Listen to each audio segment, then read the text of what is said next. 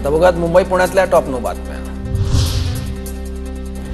मुरुडमध्ये वीणानगर परिसरात काल पालिकेची पाईपलाईन फुटली। उच्चभ्रू सोसायट्यांमध्ये पाण्याची समस्या, खासगी टँकरच्या संपामुळे स्थानिक नागरिक हैराण।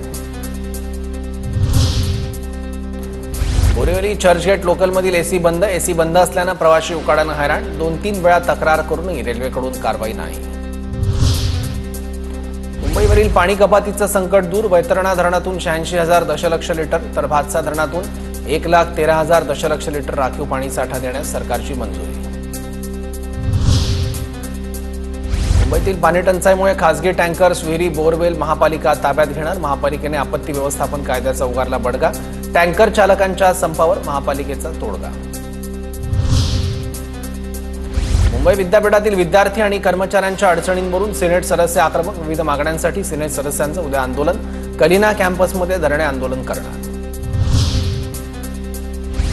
ठाण्यात आजारपणाला कंटाळून महिलेची आत्महत्या। सोसायटीच्या झाडाला गळफास लावून आत्महत्या।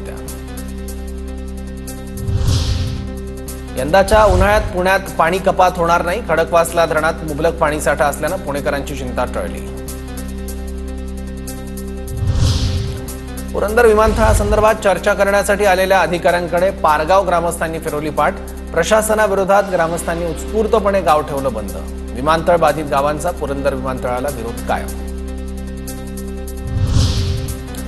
पुण्याच्या पसुरेमधील ग्रामदैवत वाडेश्वर मंदिरात द्राक्षांची आरास।